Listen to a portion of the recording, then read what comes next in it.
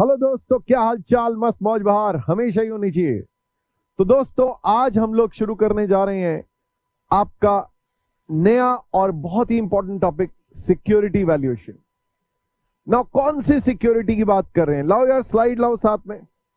तो देखिए, हम लोग ये वाली सिक्योरिटी की बात कर रहे हैं। सिक्योरिटी, हाँ जी, ये we are the security, we are the black cats, we are the James Bond. ना, नथिंग, नो। ये सिक्योरिटी सिक्योरिटी जो है, ये फिजिकल सिक्योरिटी जो वीवीआईपीज और वीआईपीज की होती है, उसकी बात नहीं हो रही है। सिक्योरिटी यहां पर कौन सी सिक्योरिटी की बात हो रही है? Which security are we talking about? देखो, इशारा देखो। सिक्योरिटी क्या है? प्रूफ ऑफ ओनरशिप है। यहां पर जो बहुत सारे लोग जो हैं हिस्सेदार हैं। किस चीज के? हो सकता है किसी कंपनी के हिस्सेदार हो, उसके मालिक हो, उसके क्रेडिटर हो। तो security means basically what? Security represents the ownership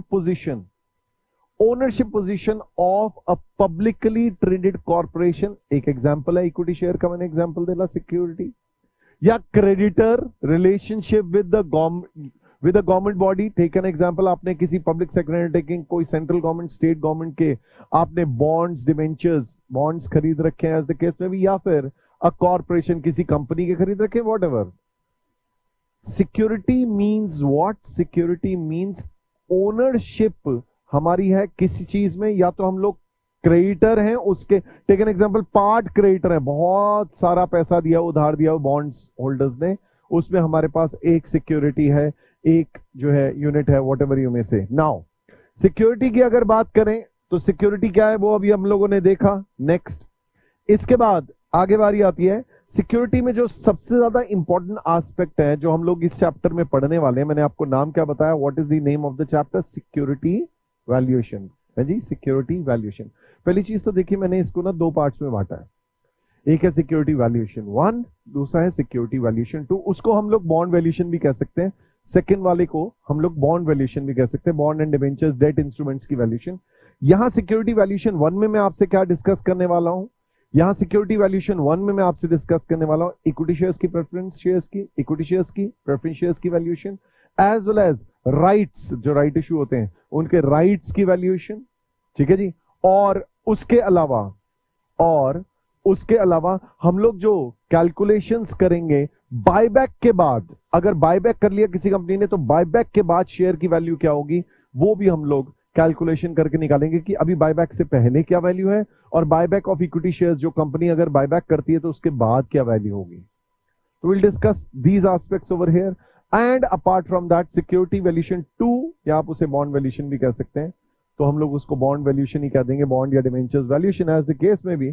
so security valuation, once again, security क्या चीज होती है? It represents the ownership position in a publicly traded corporation, a creditor relationship with a government body और a corporation. Now what is meant by valuation? Valuation देखो अपने आप में, अगर मैं कहूं वैल्यूएशन है जी, अगर आप देखें तो इशारे दिए हुए बहुत सारे। वैल्यू है क्या? प्राइस क्या है? वैल्यू क्या है? प्राइस है। हर इन्वेस्टर का गोल, ऑब्जेक्टिव, प्राइमरी ऑब्जेक्टिव क्या होता है? उसकी मैक्सिमाइजेशन। किस चीज की? उसकी वेल्थ की। Every person, every individual, every investor has this objective. The ultimate objective of any investor, be it an individual or a corporation or a firm, is maximization of wealth है जी, अपनी wealth maximise करनी है। तो that is the primary objective of any organization या any individual. Next, फिर हम लोग valuation की आगे बात करते हैं। वैल्यू है क्या चीज? What is value? Value is the current worth. Value क्या चीज है? Value is the current worth. किस चीज की? ऑफ, अगेन, हो सकता है आप असेट्स की वैल्यूएशन कर रहे हो सकता है आप सिक्योरिटी की वैल्यूएशन कर रहे हो सकता है आप बिजनेस की वैल्यूएशन कर रहे हो, किसी भी चीज की, एज द केस में भी। So valuation is the process of determining the current worth of an asset, of the security, of a company. तो what are we talking about? We are talking about current worth हम लोग निकाल रहे हैं, किसकी? Of security, asset या company. अब ये निकालते कैसे हैं? देखो मेरी एक बात सुनना, जो कोई शेयर की वैल्यू है या डिवेंचर्स की वैल्यू है या बॉन्ड्स की वैल्यू है या किसी भी बिजनेस की वैल्यू है, अब अल्टीमेटली वो रिप्रेजेंट क्या करती है? वो रिप्रेजेंट करती है present value of future benefits. ये देखो, ये रहा इशारा। वैल्यूएशन बेसिकली है क्या? फ्यूचर में जो आपको बेनिफिट, फ्यूचर में जो वैल्यू मिलनी है उसकी प्रेजेंट वैल्यू, उसकी डिस्काउंटेड वैल्यू। सो फ्यूचर में जो बेनिफिट्स होने, सोचो इमेजिन करो हम लोग कोई डिवेंचर खरीदते हैं, उस डिवेंचर से हमें जो फ्यूचर में इंटरेस्ट मिलेंगे और उसकी जो रिडम्पशन वैल्यू मिलेगी, उसकी present value is the value of debenture या बॉन्ड। इसी तरीके से शेयर्स में हमें फ्यूचर में जो डिविडेंड्स मिलेंगे, बीट प्रेफरेंस शेयर्स में जो हमें फ्यूचर में डिविडेंड मिलेंगे और उसकी कोई अगर रिडम्पशन वैल्यू है, इफ दे आर रिडीमेबल, और अगर इरिडीमेबल है तो परपेचुअली जो हमें प्रेफरेंस डिविडेंड मिलेंगे, उनकी present value, discounted value is what, it is the value of the preference share. इसी तरीके से इक्विटी शेयर में भी जो फ्यूचर में हमें डिविडेंड्स मिलेंगे, उसकी डिस्काउंटेड वैल्यू या present value. So what are we talking about? Valuation में हम लोग क्या कर रहे हैं? What is valuation? The fundamental principle of valuation is the value is equal to the present value of its expected future benefits। जो future में आना है, जो फ्यूचर में बेनिफिट्स होने हैं, उनकी present value is what, it is the value of the company या वैल्यू ऑफ द सिक्योरिटी या वैल्यू ऑफ द बिजनेस या value of the share, debenture, bond, what ever you may call it. जो भी future में benefits होंगे, उनकी जो discounted value है या प्रेजेंट वैल्यू है, that is the value of business. अब आगे नेक्स्ट, नाउ सिक्योरिटी वैल्यूएशन। अब यहां देखो, इन्वेस्टमेंट है, टाइम वैल्यू मनी है, हाई रिस्क हाई रिटर्न है। कॉन्सेप्ट बड़ा सिंपल है। सिक्योरिटी वैल्यूएशन है किस चीज पे? वही कॉन्सेप्ट है। सिक्योरिटी वैल्यूएशन अगर करनी है, या देखो मेरी बात सुनो, आप ना अगर टेक एन एग्जांपल, आप किसी डिवेंचर की वैल्यूएशन कर रहे हो, उसके अगेंस्ट प्रेफरेंस शेयर्स की वैल्यूएशन कर रहे हो, उसके अगेंस्ट इक्विटी शेयर्स की वैल्यूएशन कर रहे हो, और उसमें भी अलग अलग तरह के शेयर्स होते हैं। तो higher the risk higher the required rate of return. देखो, डिवेंचर से प्रेफरेंस शेयर्स में ज्यादा रिस्क होता है जनरली, प्रेफरेंस शेयर्स से इक्विटी शेयर्स में ज्यादा होता है रिस्क। तो जो इन्वेस्टर है उसके पॉइंट ऑफ व्यू से, the higher the risk the higher the required rate of return. So what are we talking about? Security valuation is essentially based on time value of money. हम लोग जो है discounting कर रहे हैं, हम future value को प्रेजेंट वैल्यू पे लेके आ रहे हैं, एंड रिस्क रिटर्न रिलेशनशिप। इसीलिए हम लोग कहते हैं टाइम वैल्यू मनी की नॉलेज होना अच्छी बात है, बेसिक्स की नॉलेज होना बहुत ज्यादा जरूरी है। इसीलिए टाइम वैल्यू मनी हम लोग इसको बेसिक्स को पढ़ते हैं, क्योंकि अल्टीमेटली ऑलमोस्ट हर चैप्टर में टाइम वैल्यू मनी का रेलिवेंस या इंपॉर्टेंस है। तो हम लोग कह रहे हैं security valuation is essentially based on the time value money and the risk return relationship. Now let us see required rate of return. What is meant by required rate of return? बड़ी simple सी बात है। Required rate of return क्या होती है जी? अब देखो, जिससे आपने डिस्काउंटिंग करनी है वो आपकी रिक्वायर्ड रेट ऑफ रिटर्न है, लेकिन रिक्वायर्ड रेट ऑफ रिटर्न है क्या? Minimum desired rate of return. Minimum मेरे को कितना रिटर्न चाहिए, कम से कम मुझे कितनी कमाई चाहिए। So what is the required rate of return? It is the minimum annual percentage desired to be earn that will induce the investors to put the money in a particular investment. मैं जो investment करूंगा, मैं जो पैसे लगाऊंगा, मैं जो money invest करूंगा, मेरे को उस पर कम से कम कितनी रिटर्न चाहिए? How much I need? मेरे को एटलीस्ट इतना कमाना है भाई। आई नीड, अगर मैं इस इक्विटी शेयर में इन्वेस्ट करूंगा, मुझे कम से कम 15% की रिटर्न चाहिए। यार मैं उस सिक्योरिटी में इन्वेस्ट करूंगा, मुझे कम से कम 20% की रिटर्न चाहिए। तो सर ये कैसे डिटरमाइन करेंगे? सर जी आप बताओ ये कैसे डिटरमाइन करेंगे? श्योरली नहीं, मैं बताता हूं, टेंशन ना लो, मैं बता रहा हूं how to determine the required rate of return या डिजायर्ड रेट ऑफ रिटर्न या मिनिमम एक्सपेक्टेड रिटर्न कैसे निकालें। बड़ा सिंपल है, मैं बताता हूं। How to determine the required rate of return? The required rate of return is basically the opportunity cost. किस चीज की opportunity cost? Next best opportunity। यहां मैं इन्वेस्ट करूं तो similar risk class, same risk class की दूसरी सिक्योरिटी में इन्वेस्ट करूं, है जी। What is the opportunity cost? What is your required rate of return? The opportunity cost, the next best opportunity। अगर मैं यहां पैसा ना लगाऊं, सिमिलर रिस्क में अगर मैं कहीं और लगाऊं, तो वहां से मेरे को क्या रिटर्न आ सकती है? That is my required rate of return. It is the opportunity cost or the highest level of expected return of an investor which is available from an investment in the similar risk class asset. Similar risk class asset में मेरे को कितनी return आएगी? Similar risk class asset में मेरे को कितनी return आएगी? देखो मेरी बात ध्यान से सुनो, मैं शुरू से बोलता जा रहा हूं, higher the risk, higher the required rate of return. So required rate of return is always linked with the risk involved. जितना ज्यादा रिस्क होगा, उतना ज्यादा आपकी required rate of return होगी। तो आप देखो यहां पर क्या है जी, जैसे जैसे रिस्क बढ़ता जा रहा है, देखो ऊपर बहुत बड़ी गठरी है, लेकिन भैया गिरोगे तो ठा पटाक। अगर कहीं आप गए तो बुरा गए, अगर पहुंचे तो अच्छी खासी रिटर्न आ सकती है। और ये देखो, ये अपने आप में ये चार्ट बना रखा है, किस चीज का? रिटर्न का, रिक्वायर्ड रेट ऑफ रिटर्न का। यहाँ पर जो वर्टिकल एक्सिस है उसमें रिटर्न आ रही है, और जो यहाँ पर हॉरिजॉन्टल एक्सिस है उसमें रिस्क आ रहा है। तो ये जो रिस्क है, द हायर द रिस्क, जैसे जैसे रिस्क बढ़ता जाएगा वैसे वैसे आपकी रेट ऑफ रिटर्न। लेकिन जीरो रिस्क पे भी RF stands for risk free rate of return.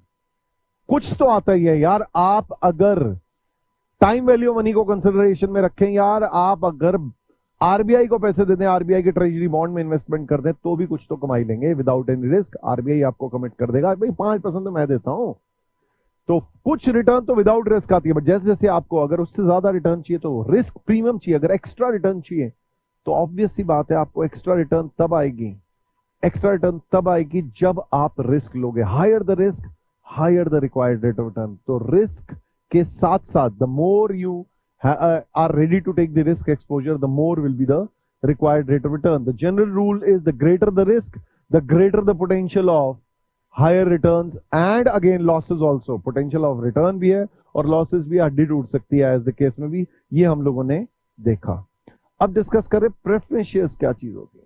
Preference shares आपको, आपने शायद, उम्मीद करता हूं प्रेफरेंस शेयर्स के बारे में बचपन में लॉ में पढ़ा हो। प्रेफरेंस शेयर्स वो होते हैं जिनको प्रेफरेंस दी जाती है इक्विटी शेयर्स के मुकाबले। किस रिगार्ड में? नंबर एक, उनको एक फिक्स रेट ऑफ डिविडेंड दिए जाते हैं, उनको फिक्स रेट ऑफ डिविडेंड दिए जाते हैं और वो फिक्स रेट ऑफ डिविडेंड में उनको वो प्रेफरेंस डिविडेंड्स को पहले पे किया जाएगा इक्विटी शेयर होल्डर्स को कुछ भी देने से पहले।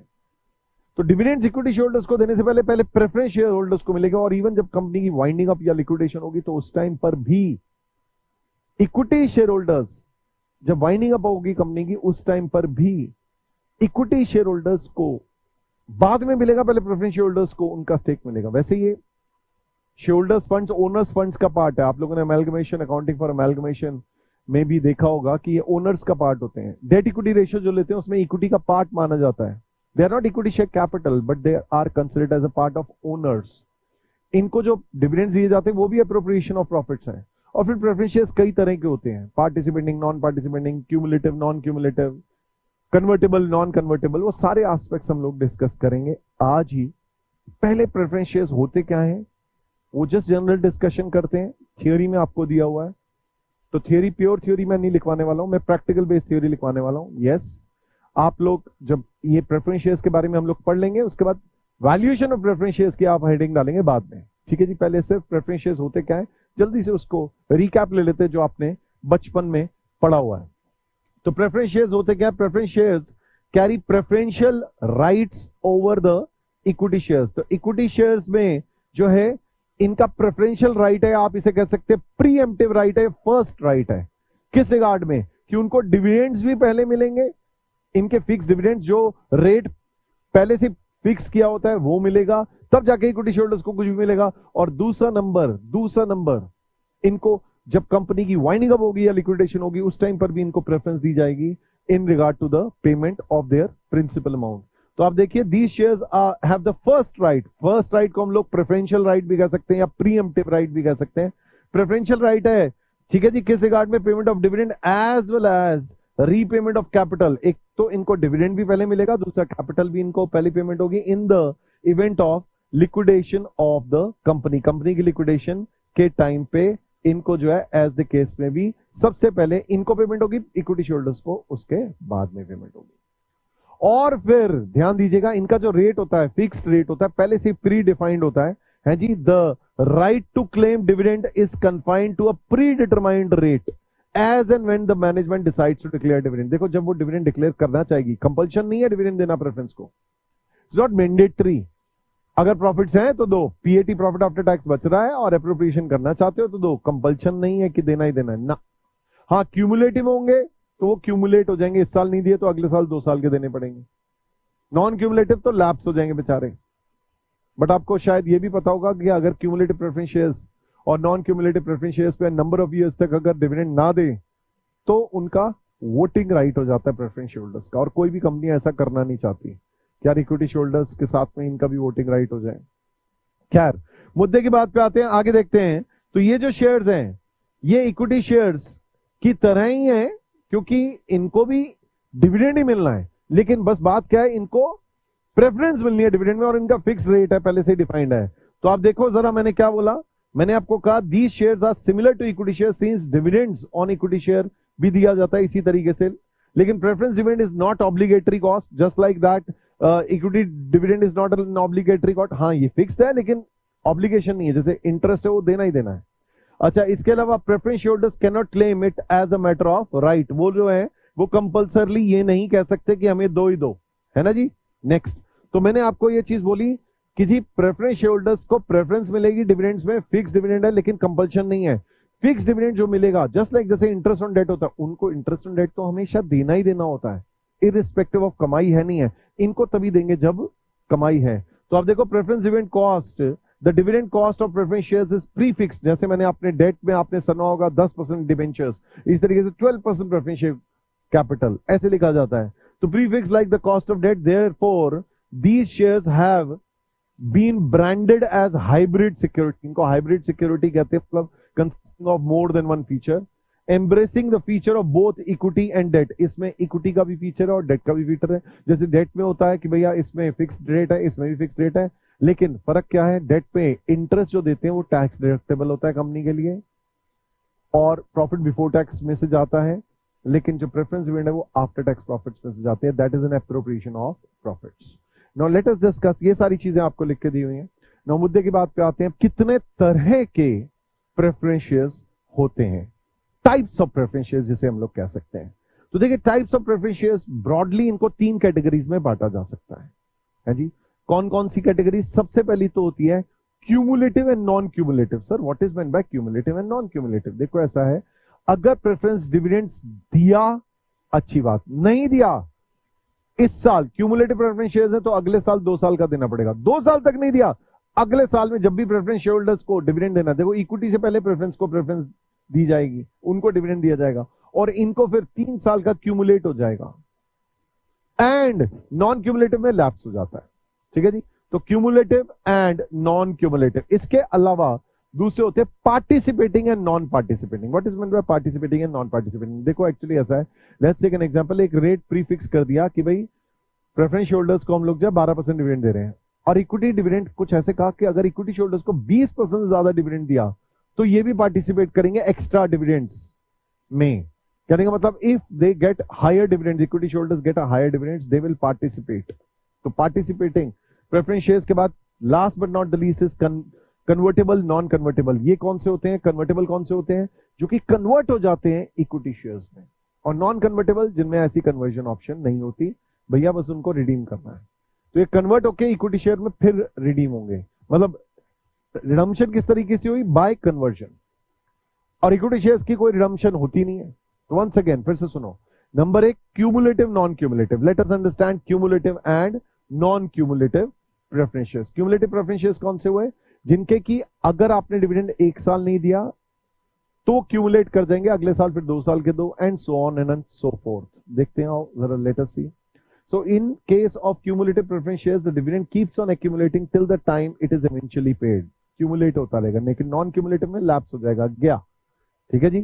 तो non cumulative preference shares refers to the preference shares which does not provide such right to the holders. If no dividends are declared in a year, then the right to receive dividends lapses. गया भैया, nothing doing, कुछ नहीं। So cumulative में accumulate हो जाएगा eventually जब तक पे नहीं करते हैं, और non cumulative में क्या है कि अगर आप डिक्लेयर कर रहे हैं अच्छी बात है, अगर आप डिक्लेयर नहीं कर रहे हैं तो वो लैप्स कर जाएगा। इससे नेक्स्ट आता है आपका पार्टिसिपेटिंग एंड नॉन पार्टिसिपेटिंग। आइए जी, पार्टिसिपेटिंग में मैंने आपको क्या बोला, ये इनको फिक्स डिविडेंड तो मिलेगा, लेकिन इसके अलावा, फिक्स के अलावा भी मिल सकता है। अगर इक्विटी होल्डर्स को एक पर्टिकुलर रेट से ज्यादा दिया तो they will also participate in the extra dividends. तो आप देखिए पार्टिसिपेटिंग डिविडेंड्स के बारे में पढ़ते हैं, पार्टिसिपेटिंग प्रेफरेंस शेयर्स के बारे में पढ़ते हैं। Participating preference shares कौन से? Participating preference shares are the shares that entitle the holders to get some additional share of profit over and above the fixed rate। जो उनका फिक्स रेट है उसके ऊपर उन्हें मिलेगा, जो भी उनका फिक्स रेट है उनके ऊपर उनको मिलेगा, कि एक फिक्स रेट है उसके बियॉन्ड में भी जो है they will get. Fix rate तो है ही 12%, लेकिन उसके भी ऊपर इनको मिलेगा। इसके अलावा based on the fulfilment of a pre determined condition और टारगेट, कि भाई एक टारगेट है उसके हिसाब से, then this additional dividend is typically designed to be paid out only if the amount of dividend received by the equity holders is greater than the pre determined per share determined. कि भैया हमने आपको अगर equity share holders को अगर हमने let's say 20 रुपए से ज्यादा डिविडेंड दिया तो ये भी पार्टिसिपेट करेंगे एक्स्ट्रा में। और नॉन पार्टिसिपेटिंग में क्या होता है, ऐसा कुछ नहीं है जी, कुछ नहीं मिलने वाला है तुम्हें फालतू, बस जो मिल रहा है चुप रहो, फिक्स रेट जो मिल रहा है। So non participating preference shares do not entitle the holders to get additional amount over and above the fixed rate of dividend। fixed rate of dividend के ऊपर आपको कुछ नहीं मिलने वाला, बस जो मिल रहा है that's it। थांबा, होल्ड ऑन, और नहीं मिलेगा। अच्छा, फिर इसके बाद last but not the least मैंने आपको कहा convertible and non convertible preference shares. Convertible and non convertible preference shares. Non convertible preference shares कौन से होते हैं, जिनकी रिडम्पशन किस तरीके से होगी, उनकी रिडम्पशन होगी bye conversion into equity shares. उनको कन्वर्ट कर देंगे इक्विटी शेयर्स में, ठीक है ना जी। तो कन्वर्टेबल प्रेफरेंस शेयर्स जो है वो कन्वर्ट हो जाएंगे, उसके बाद जो है उनको प्रेफरेंस डिविडेंड नहीं देना पड़ेगा, नंबर ऑफ इक्विटी शेयर्स बढ़ जाएंगे, वो मालिक ऑलरेडी एक तरीके से प्रेफरेंस की तरह से थे, अब वो इक्विटी शेयर होल्डर्स हो गए, उनका वोटिंग राइट भी हो गया डायरेक्टली, सीधा सीधा, ठीक है जी। तो convertible preference shares includes an option, आपके पास ऑप्शन है, शेयर होल्डर्स को कंपल्शन नहीं है, इट इज योर ऑप्शन कि if you want to get it converted you can, otherwise अपने पैसे लो और जाओ, जब भी उसकी रिडम्पशन डेट आएगी तब तक आपने जो है कन्वर्ट कराया, बल्ले बल्ले, नहीं कन्वर्ट कराया पैसे लो और जाओ। So convertible preference shares includes an option that allows the shareholders to convert their shares into a set number of equity shares। पहले से प्री डिफाइंड होगा प्रोस्पेक्टस में कि भाई एक प्रेफरेंस शेयर कितने इक्विटी शेयर्स में कन्वर्ट होगा, उसकी टर्म्स एंड कंडीशंस क्लियरली लिखी हुई होंगी। Generally any time after prefix date at the request of a share holder, एक लॉक इन होता है कि यार 2 साल तक कन्वर्ट नहीं करेंगे, उसके बाद लेट्स से 10 साल की मेच्योरिटी है या 5 साल की मेच्योरिटी है, जितनी भी साल की मेच्योरिटी है इतने तक नहीं, उसके बाद आप कन्वर्ट करा सकते हो। However the company may have a provision of that allows the share allows that the issuer to force the conversion, है जी। However company may have a provision on such shares जो कि अलाउ करता है issuer to force the conversion, कि हाँ जी नहीं जी आपको करवाना ही पड़ेगा जी, मैं नहीं जानता जी, आपको करवाना ही पड़ेगा। खैर, दूसरा होता है नॉन कन्वर्टेबल में कोई कन्वर्जन ऑप्शन नहीं होती, भैया पैसे लो और जाओ, चलो तुम्हारा रिडम्पशन हो रही है, चलो ये लो पैसे ले जाओ। So non convertible preference shares as by the name specifies can not be converted into equity shares, equity shares में कन्वर्ट नहीं किए जा सकते। ये थियरी थी, this is the theory kept in your material in your book as well as obviously ICI के study material में था, तो हमने उसको थोड़ा सा रिफाइन करके क्लियर करके अपनी लैंग्वेज में लॉ की लैंग्वेज को भी मिक्स करके फिर आपको दे दिया है। Now let's discuss the practical aspect, that is the intrinsic value, valuation of preference shares. Preference shares की हम लोगों ने वैल्यू निकालनी है जी। What we are going to do is determination of intrinsic value of preference shares. तो देखो intrinsic value of preference shares होती क्या है, intrinsic value of preference shares होती है, intrinsic value of preference shares होती है जो भी फ्यूचर में बेनिफिट्स आ रहा है उनकी डिस्काउंटेड वैल्यू या प्रेजेंट वैल्यू। भाई हम प्रेफरेंस शेयर खरीदेंगे, you as an investor, I as an investor, if we purchase the preference share, what we'll get in the future, उसकी discounted value, present value of future benefit. तो हम लोग क्या करें, what is the intrinsic value या value of preference shares, हम क्या करें, is equal to present value of benefits receivable from the preference shares. अगर मैंने प्रेफरेंस शेयर्स होल्ड किए, खरीदे, तो उससे मेरे को क्या बेनिफिट होगा, क्या फायदा होगा, और इसमें मेरा डिस्काउंट रेट क्या होगा, हमारी रिक्वायर्ड रेट ऑफ रिटर्न जो भी है प्रेफरेंस शेयर्स की। तो आप लोग देख रहे हैं discount rate is the required rate of return of preference holders, या आप कह सकते हैं सिमिलर रिस्क क्लास शेयर्स पे, सिमिलर रिस्क क्लास शेयर्स पे क्या रेट है, क्या मार्केट का रेट है, आप उसे मार्केट रेट बोलें या रिक्वायर्ड रेट बोलें या desired rate of return of investors बोलें। अब देखिए प्रेफरेंस शेयर्स जो हैं दो तरीके के हो सकते हैं, एक हो सकते हैं रिडीमेबल, एक हो सकते हैं इरिडीमेबल। प्लीज वैल्यूएशन के पर्सपेक्टिव से एक हो सकते हैं रिडीमेबल, एक हो सकते हैं irredeemable. If I talk about irredeemable या परपेचुअल प्रेफरेंस शेयर्स, आपको पता है हमारे देश में प्रेफरेंस शेयर्स जो ऐसे वाले अलाउड नहीं है, इरिडीमेबल अलाउड नहीं है, बट स्टिल वैल्यूएशन आपको आनी चाहिए। मैं फिर से बोल रहा हूं, आप इंडियन फाइनेंशियल मैनेजमेंट नहीं पढ़ रहे, आप स्ट्रेटेजिक फाइनेंशियल मैनेजमेंट पढ़ रहे हैं, आप जो है इंटरनेशनल जो चलता है वो चीज पढ़ रहे हैं। तो इरिडीमेबल प्रेफरेंस शेयर्स कौन से होते हैं, वो जिनकी रिडम्पशन नहीं होती, उनमें क्या होगा, एनुअली परपेचुटी तक डिविडेंड मिलते रहेंगे। तो परपेचुअल डिविडेंड मिलते रहेंगे तो उसपे कैसे होगा, जैसे आप लोग टाइम वैल्यू मनी में कहते हो A divide by R, annuity divide by required rate of return, या आप यहां पे कह सकते हो एनुअल डिविडेंड जो मिलेंगे in perpetuity divide by the required rate of return. So intrinsic value of irredeemable preference shares is what intrinsic value is equal to amount of annual preference dividend divided by the required rate of return of preference shareholders। So आप लोगों ने question number 1 पढ़ना है, please read and attempt, मेरी मदद की इसमें जरूरत नहीं है, बहुत ही आसान सा सवाल है। देखिए क्वेश्चन नंबर 1, पढ़ें उसमें क्या कह रहा है, read. Mr. X is planning to purchase 11% irredeemable preference shares of PQR Limited. PQR Limited एक पब्लिक लिमिटेड कंपनी है। मिस्टर एक्स प्लान कर रहे हैं 11% irredeemable preference shares इशू करेंगे PQR लिमिटेड के, हैविंग फेस वैल्यू 100 रुपए ईच। फेस वैल्यू 100 रुपए, उस पर 11% मीन 11 रुपए हो गया। Determine the intrinsic value of preference share of if is required rate of return is 10% या 12%। तो आप देखिए, मेरी बात ध्यान से सुनिएगा। In this case how will you calculate the intrinsic value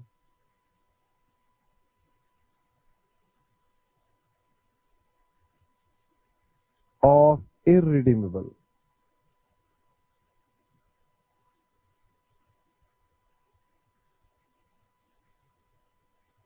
preference shares?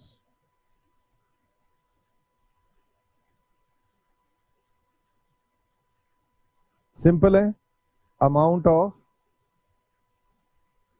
Annual preference dividends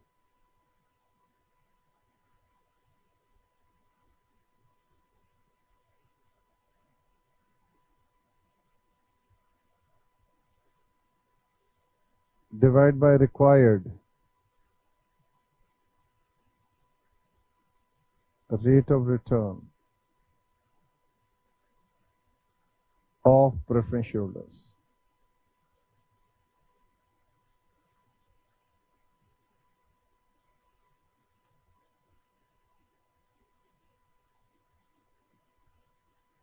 So amount of annual preference dividends अगर आप देखेंगे तो वो कितना आ रहा है, देखो 11% of 100 rupees is equal to 11 rupees, और divided by required rate of return जो है वो है हमारा फर्स्ट पार्ट में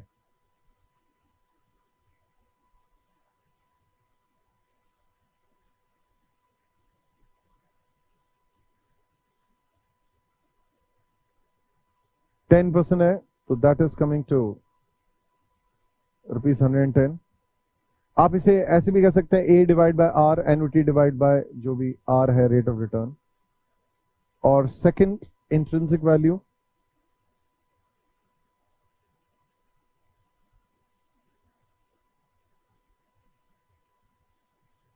is equal to ₹11 again, preference event तो उतना ही है but required rate of return 12% है, तो ये कैलकुलेटर पे कैलकुलेशन कर लेते हैं। 11 divide by 12%, this is coming to ₹91.66 बार, 91.66 बार। ठीक है जी, so that finishes off the first question.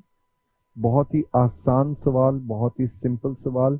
और मैं एक चीज और बोलना चाहूंगा, फिर से जरा इस चीज को लॉजिकली भी समझ लें कि भाई take an example, what's your required rate of return. ध्यान से सुनिएगा, जितनी भी आपकी रिक्वायर्ड रेट ऑफ रिटर्न है, लेट्स से पहला केस देखता हूं 10% वाला, मेरी रिक्वायर्ड रेट ऑफ रिटर्न जो है जितनी भी है per annum, this multiplied by जो भी मेरी करंट वैल्यू या आप इंट्रिंसिक वैल्यू कह दो ऑफ परपेचुअल इन्वेस्टमेंट या इरिडीमेबल इन्वेस्टमेंट होती है,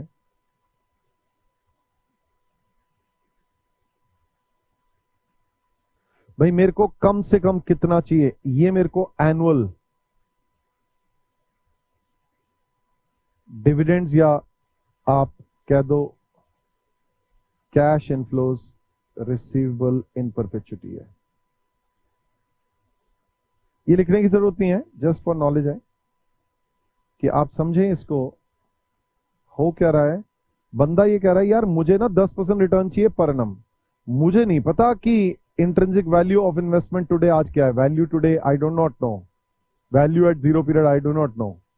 तो वैल्यू एट जीरो पीरियड मुझे नहीं पता, बट मुझे ये पता है कि मुझे हर साल 11 रुपए मिलना है और वो 11 रुपए से मेरे को 10% रिटर्न चाहिए। तो value today, value now, value today, आप वैल्यू V0 कहो या कोई इसको P0 भी कहता है, प्राइस नाउ P0 कह सकते हो आप, मर्जी आपकी। ठीक है जी, you can call this V0 या P0।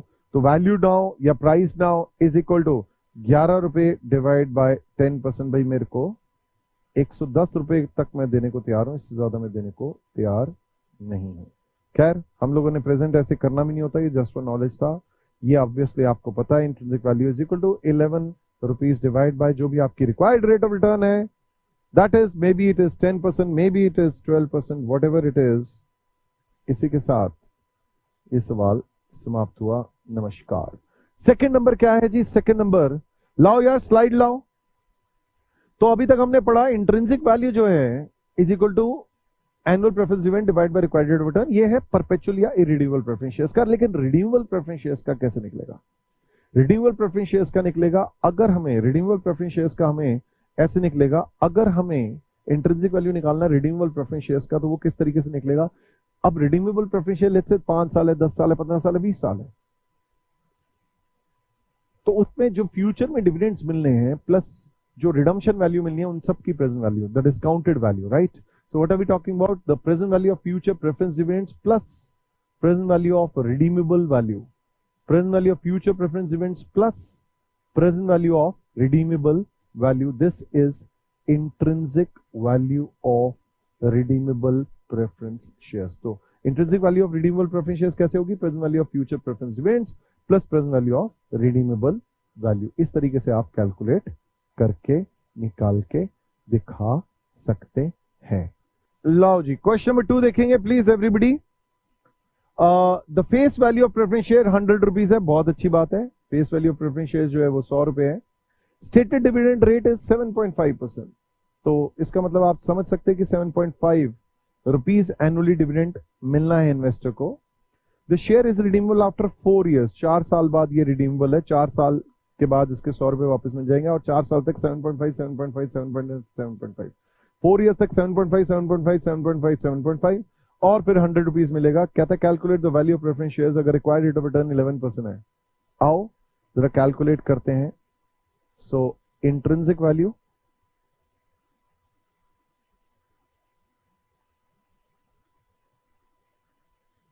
Of preference shares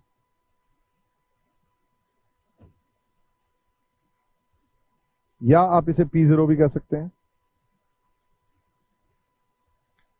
intrinsic value of preference shares या फिर P0 इज इक्वल टू वही चीज जो अभी आपने लिखी भी थी। अब यहां एनुअल प्रेफरेंस इवेंट जो भी आपके होंगे, जैसे 7.5 रुपीज होंगे, 7 रुपी 50 पैसा,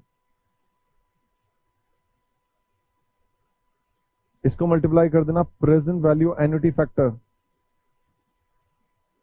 ऑफ जो भी आपके रिक्वायर्ड रेट ऑफ रिटर्न है 11%।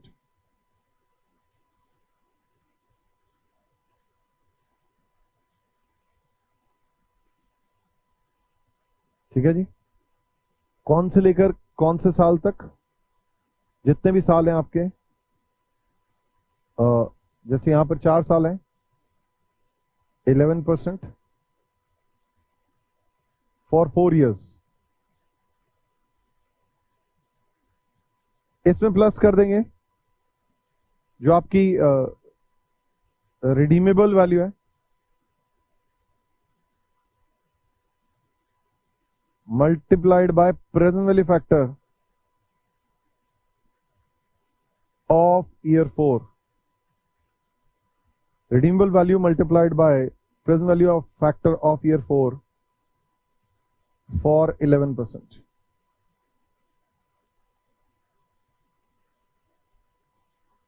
So in this case if you see what is the scenario, आपके सामने है 7.50 एनुअल प्रेफरेंस इवेंट है मल्टीप्लाइड बाय 11% का आपने प्रेजेंट वैल्यू यूनिटी फैक्टर निकालना है। 1 divide by 1.11 is equal to 1 2 3 4, तो ये आ रहा है 3.1024। 4 डेसिमल ले लो या 3 डेसिमल ले लो, is your discretion.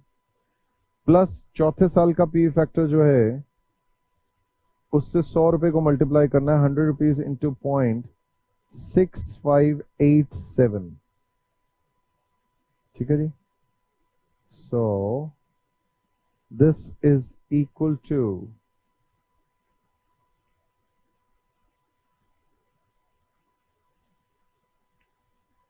7.5, okay, 6587 Okay, so this is coming to rupees 89.13834 है, तो मैं इसे जैसा भी है 14 पे राउंड ऑफ कर देता हूँ। ठीक है जी, व्हाटएवर। मैंने सारे डेसिमल्स लिए थे, कंप्लीट डेसिमल्स लिए थे, तो 89.14, right. So this is the present value of preference shares. Irredeemable का देखा A divide by R, redeemable का देखा जो भी present value of future dividends receivable till maturity plus redeemable value की प्रेजेंट वैल्यू। अच्छा जी, सो आई होप आप लोगों को इसमें कोई दिक्कत नहीं होगी। I hope. मैं एक बार फिर से रिपीट कर देता हूं। यहां पर क्या था फर्स्ट केस में, इरिडीमेबल प्रेफरेंस शेयर में A डिवाइड बाय आर 11%, 11 रुपए डिवाइड बाय 10%, 11 रुपए डिवाइड बाय 12%। और यहां पर क्या था, एनुअल डिविडेंड जो मिलने हैं उनकी प्रेजेंट वैल्यू पीवीएफ से मल्टीप्लाई कर दिया रिक्वायर्ड रेट ऑफ रिटर्न से, और फिर एंड में जो रिडम्पशन होनी है उसकी प्रेजेंट वैल्यू, ये आपके आ गई प्रेजेंट वैल्यू